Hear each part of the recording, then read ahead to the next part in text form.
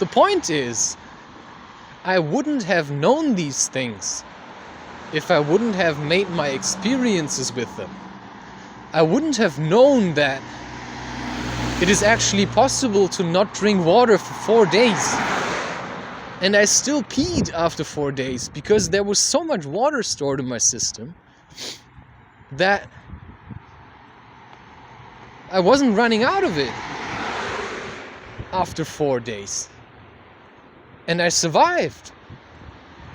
And that means now, if I spend a day in the park, I can actually not bring any water. I can stop obsessing about drinking water because I know I don't necessarily need to drink for one whole day.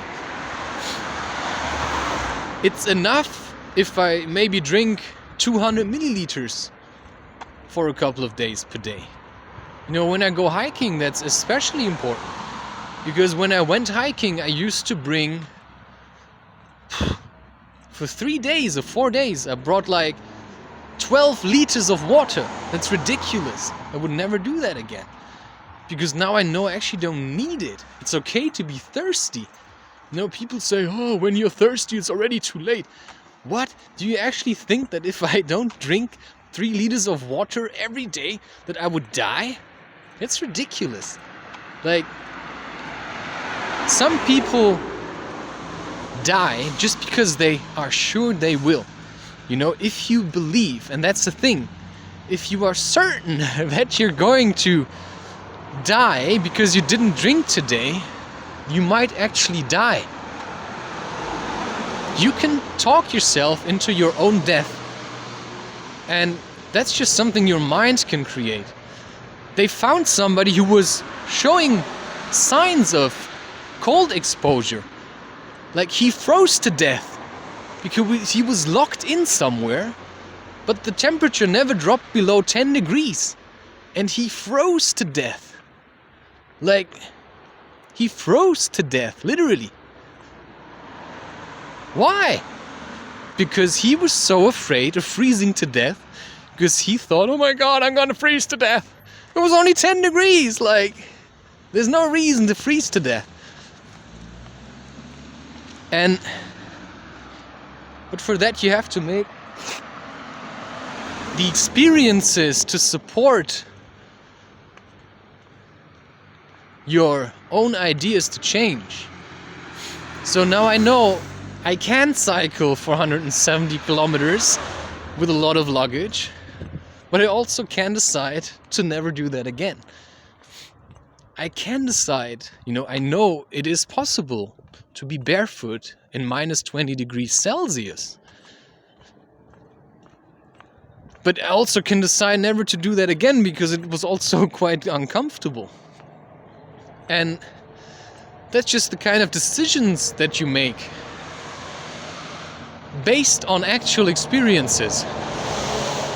And what I see a lot of people doing, especially spiritual people, I don't like that word anymore because it's being misused by so many people that read a lot of stuff about spirituality, but they don't live it.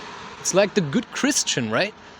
Like a person who acts like they're the good Christian. But if you need their help,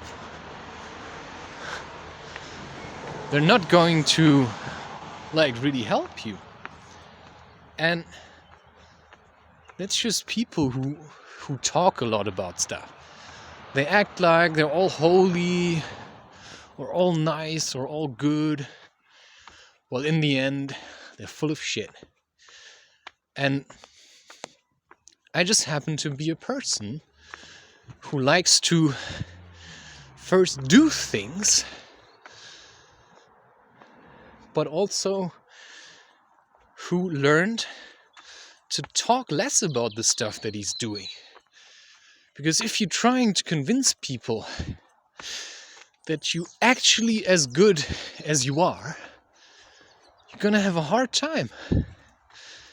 So it's better to just show them how good or how strong you are. So you just keep hiking every day 10 kilometers if you want to do that. And then you just do it instead of talking about it. Because talking about it is not going to give you an experience. It's just going to be empty words. And people are going to see through your lies eventually. Because you cannot maintain that image. It's impossible. At one point, people are going to figure it out.